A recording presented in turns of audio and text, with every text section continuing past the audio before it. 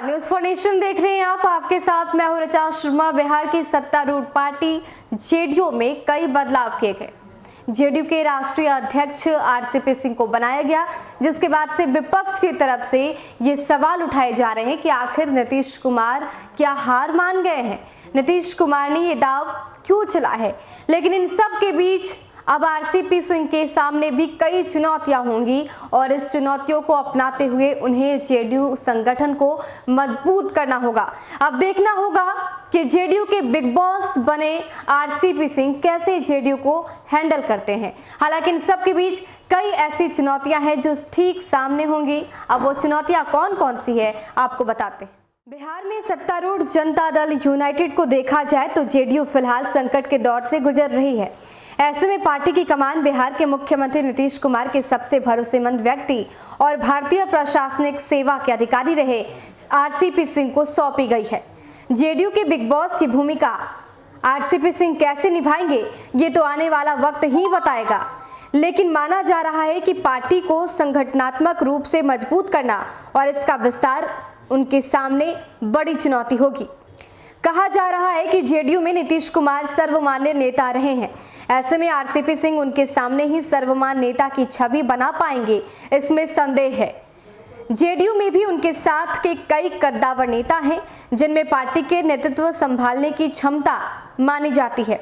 ऐसे नेता आरसीपी सिंह को कैसे अध्यक्ष स्वीकार करेंगे, ये देखने वाली बात होगी। इधर बिहार के सबसे बड़े दल के रूप में रहने वाली जेडीयू आज तीसरे नंबर पर है। जेडीयू के नेता भी मानते हैं कि जेडीयू संगठन के दूसरे राज्यों में विस्तार और बिहार की मजबूती देने के कारण संगठनकर्ता के रूप में अपनी पहचान बना चुके आरसीपी सिंह को पार्टी का नेतृत्व संभालने का मौका दिया गया है।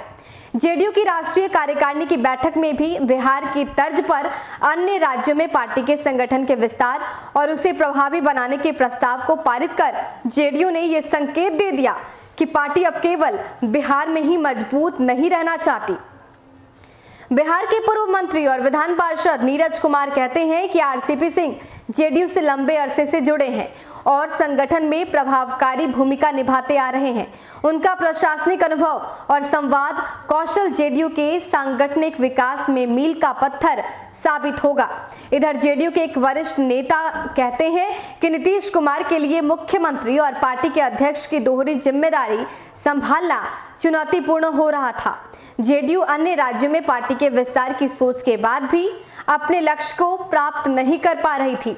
ऐसे में पार्टी में नई पीढ़ी को स्थान देना और पार्टी के कार्यकर्ताओं में जोश भरने के लिए परिवर्तन जरूरी समझा गया और पार्टी की जिम्मेदारी एक स्वतंत्र व्यक्ति को दी गई। उल्लेखनीय है कि जेडीयू के अध्यक्ष जॉर्ज फर्नांडिस रहे हो या फिर शरद यादव, पार्टी का चेहरा नीतीश कुमार ही रहे हैं। पार्टी के नेता भी कहते हैं कि नीतीश कुमार पार्टी को नई ऊंचाइयों पर ले गए हैं। वैसे देखा जाए तो आरसीपी सिंह को प्रारंभ से ही नीतीश कुमार के उत्तराधिकारी के रूप में देखा जा रहा था। आरसीपी सिंह कुर्मी जाति से आते हैं और नीतीश कुमार के सबसे विश्वास पात्रों में से एक हैं। उनके लिए अपने गठबंधनों के घटक दलों से सामंजस्य बैठाने में काफी चुनौती मानी जाएगी।